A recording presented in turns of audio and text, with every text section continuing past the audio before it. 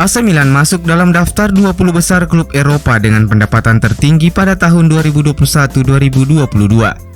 Dalam daftar yang dirilis oleh Deloitte tersebut masih didominasi oleh klub-klub Liga Inggris, yang menunjukkan bahwa Liga Primer Inggris masih menjadi yang terbaik di Eropa dalam sudut pandang ekonomi.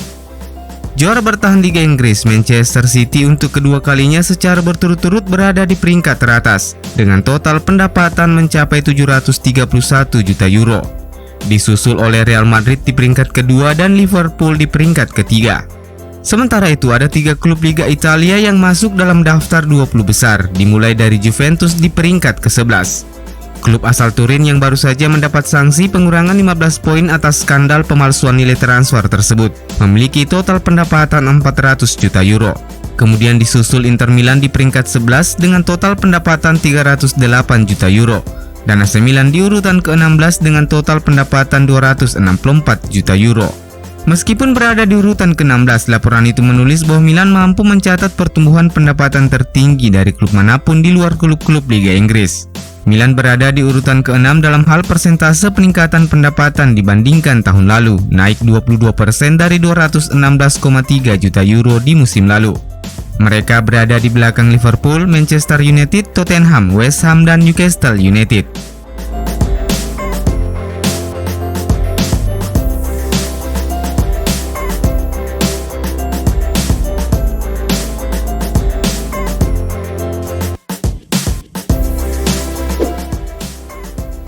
Kepala pencari bakat Milan, Geoffrey Moncada, telah menjadi incaran mantan klubnya AS Monaco.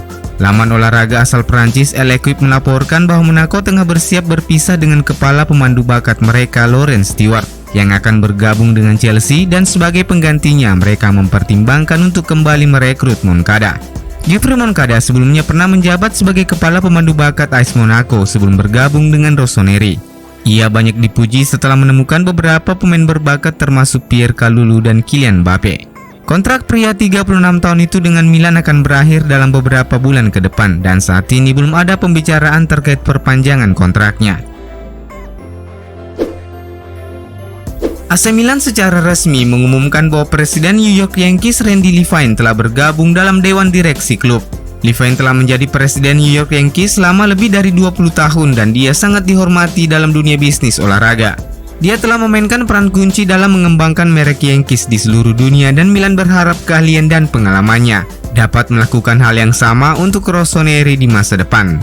Dia juga memainkan peran kunci dalam pengembangan stadion baru untuk Yankees, yang lazim dengan situasi Milan saat ini karena mereka berusaha membangun stadion baru bersama Inter. Pemilik AC Milan, Gary Cardinal, dikabarkan sedang mempertimbangkan untuk memajukan sebagian dari dana transfer yang direncanakan untuk jendela musim panas untuk mencoba merekrut penyerang baru bulan ini. Setelah pembelian penjaga gawang Davis Vazquez dari klub Guarani, Paul Maldini dan Stefano Pioli sama-sama menyatakan bursa transfer yang akan datang ditutup. Mereka bersikeras bahwa tidak ada lagi bisnis yang akan dilakukan dan fokusnya adalah mengembalikan pemain yang cedera. Namun laporan Tuttosport seperti yang dikutip dari Milan News melaporkan bahwa penampilan tim dan awal yang buruk di tahun 2023 yang telah membuat 2 peluang trofi menghilang dapat mendorong Cardinal untuk mempertimbangkan memajukan sebagian dari anggaran musim panas. Di akhir Januari misalnya, nama Hakim Ziyech bisa kembali populer. Pemain Maroko itu terus berjuang untuk mendapatkan waktu bermain dengan Chelsea sebelum jendela dibuka kembali. Tetapi penandatanganan Joe Felix, Mudryk, Fofana, dan Madueke akan membuat situasinya di Stamford Bridge kian terjepit. Belum ada pembicaraan konkret yang terjadi, tetapi melihat situasi yang ada, segala sesuatunya bisa terjadi di detik-detik penutupan bursa transfer.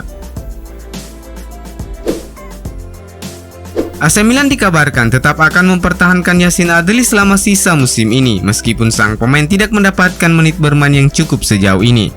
Seperti laporan Calciomercato, sejak tiba kembali dari Bordeaux musim panas lalu, gelandang Prancis itu hanya memainkan 114 menit penampilan di Serie A sepanjang musim ini, dan beberapa saran telah digaungkan untuk melepasnya dengan status pinjaman ke klub lain agar mendapatkan menit bermain secara reguler.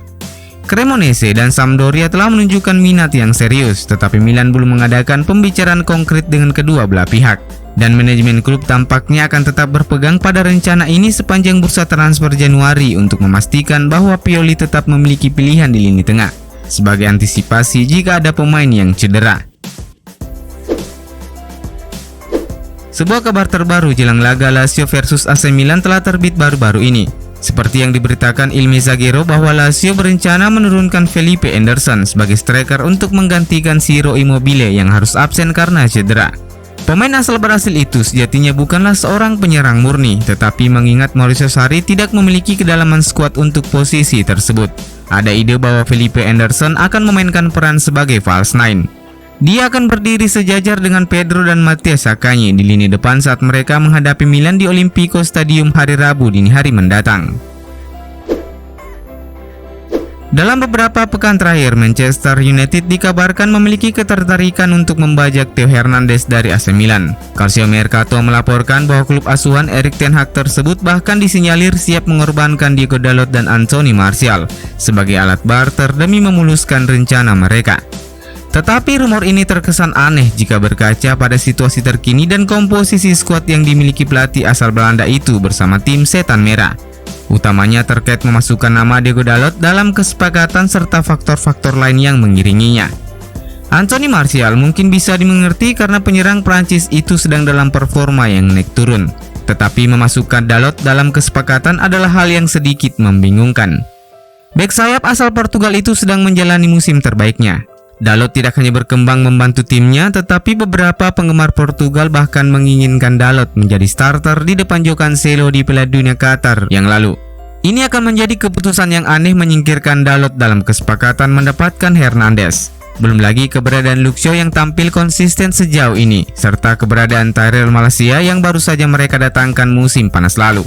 Cukup mengejutkan jika bek kiri menjadi prioritas bagi Ten Hag musim panas mendatang ketika ia sudah memiliki dua opsi yang bagus untuk peran tersebut. Sementara Hernandez sendiri masih terikat kontrak bersama Rossoneri hingga tahun 2026 mendatang. Dan nilai pasar bek kiri timnas Prancis itu ditaksir di angka 53 juta pound sterling atau sekitar 988 miliar rupiah.